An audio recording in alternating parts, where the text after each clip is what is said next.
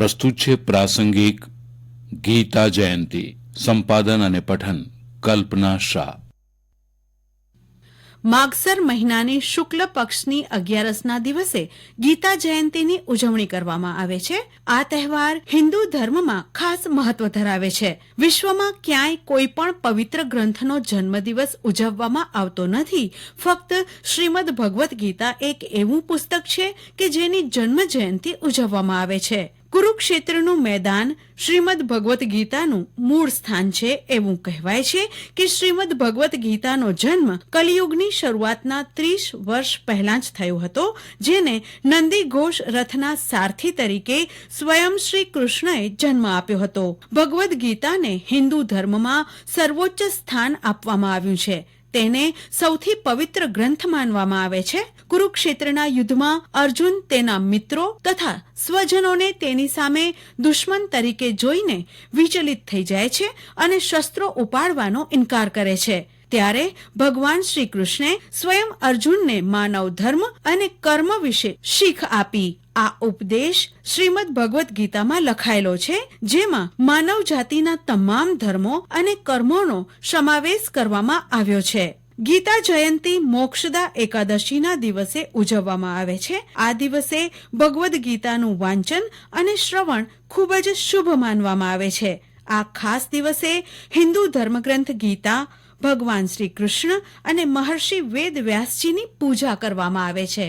મૂળ ભગવદ્ ગીતા સંસ્કૃતમાં રચાયેલી છે, જેમાં કુલ 18 અધ્યાય અને 700 શ્લોકો છે, જેમાં જ્ઞાન યોગ, કર્મયોગ અને ભક્તિ યોગની ચર્ચા કરવામાં આવી છે.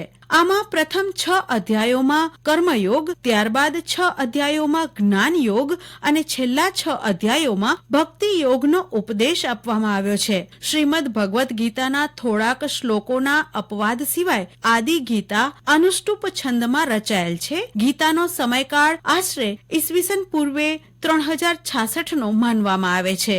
ગીતા જયંતીનું ખાસ મહત્વ એટલા માટે છે કે શ્રીમદ ભગવદ્ ગીતામાં ભગવાન શ્રી કૃષ્ણે સ્વયં કુરુક્ષેત્રના યુદ્ધમાં જે ઉપદેશ આપ્યો હતો તેનું વર્ણન થયેલું છે. ભગવાન શ્રી કૃષ્ણે અર્જુનને સાચા ખોટાનો ભેદ સમજાવ્યો હતો, તે શ્લોક સ્વરૂપે વર્ણવેલ છે. માનવે દરેક પરિસ્થિતિમાં ધૈર્યથી કામ લેવું અને આ મહામૂલા માનવ જીવનનો સાચા અને સારા કાર્યોમાં ઉપયોગ કરવો, તે શ્રીમદ ભગવદ્ ગીતામાંથી શીખવા મળે છે. એમ કહેવાય છે કે આપણને કોઈ પણ મુશ્કેલી હોય તો તેનો રસ્તો શ્રીમદ ભગવદ્ ગીતામાંથી મળી રહે છે. શ્રીમદ ભગવદ્ ગીતા બીજા ધર્મના ધર્મ ગ્રંથોથી ખાસ રીતે અલગ પડે છે, કારણ કે બીજા ધર્મ ગ્રંથની જેમ શ્રીમદ ભગવદ્ ગીતા કશું કરવા માટે આગ્રહ કરતી નથી, પરંતુ સાચો માર્ગ બતાવી માનવને નિર્ણય લેવા માટે સ્વતંત્રતા આપે છે. શ્રીમદ ગીતામાં અર્જુન માનવનું પ્રતિનિધિત્વ કરે છે અને માનવ તરફથી ભગવાન શ્રી કૃષ્ણને જીવનને લગતા વિવિધ પ્રશ્નો પૂછે છે. શ્રીમદ ભગવદ્ ગીતાના ઉપદેશ મુજબ માનવ જીવન એક યુદ્ધ છે, જેમાં દરેકે લડવું પડે છે. યુદ્ધમાં પીછેહઠ કર્યા વગર આગળ વધવું તે જ ગીતાનો સંદેશ છે. મહાત્મા ગાંધીજીએ ગીતા વિશે પોતાનો અભિપ્રાય જણાવતા કહ્યું હતું કે મને જન્મ આપનારી માં તો ચાલી ગઈ, પરંતુ સંકટના સમયે ગીતા માતા પાસે જવાનું શીખી ગયો છું. જે મનુષ્ય ગીતાનો ભક્ત બને છે તેના માટે નિરાશાની કોઈ જગ્યા હોતી નથી. તે મનુષ્ય હંમેશા આનંદમાં રહે છે. હું તો ઈચ્છું છું કે ગીતા રાષ્ટ્રીય શાળાઓમાં જ નહીં, પરંતુ પ્રત્યેક શૈક્ષણિક સંસ્થાઓમાં ભણાવવામાં આવે. એક હિન્દુ બાળક કે બાલિકા માટે ગીતા જ્ઞાન ન હોવું તે શરમની વાત હોવી જોઈએ. વિનોબા ભાવેજીએ તેમના પુસ્તક ગીતા પ્રવચનમાં કહ્યું છે કે મારું શરીર માના દૂધથી પોષાયું છે, પણ તેથી વિશેષ મારું હૃદય અને મારી બુદ્ધિ એ બંનેનું પોષણ ગીતાના દૂધથી થયું છે.